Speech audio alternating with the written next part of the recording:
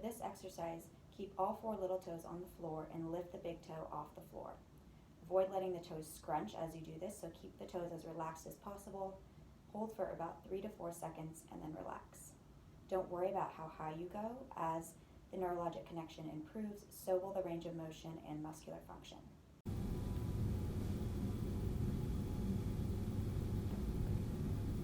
So in this exercise, I'm trying to get as much of a stretch through my big toe as I possibly can.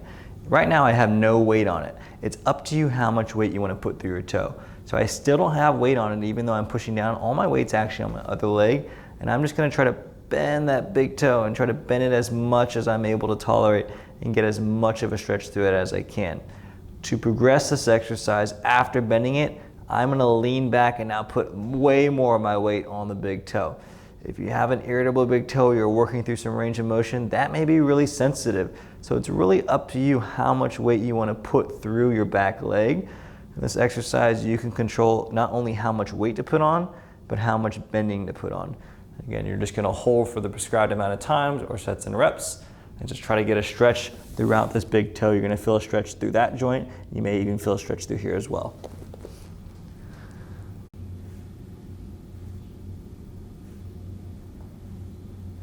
In this exercise, I'm trying to curl that towel and try to bring it to me as best I can.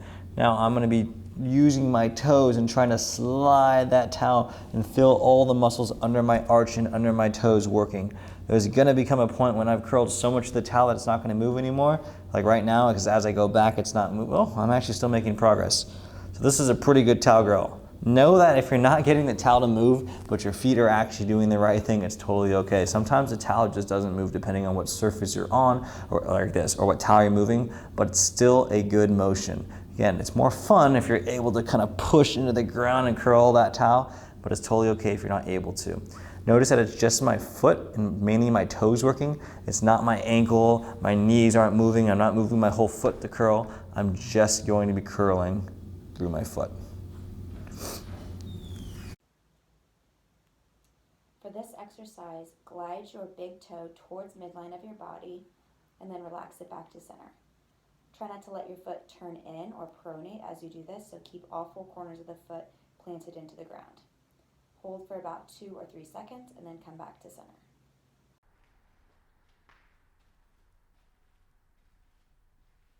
So with this exercise, I just want you to stand up on your tiptoes, kind of like you're wearing heels. You just want to be up here all the time. Your calves should feel like they're on.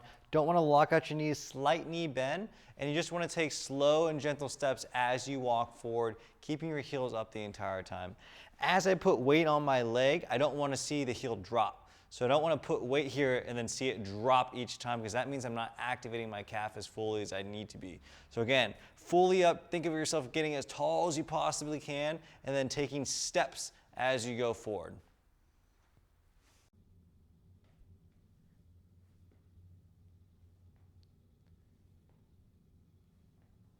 So with this exercise, the goal is that I'm going to be creeping forward on my tiptoes. Basically, I want my heels to be as high up as possible.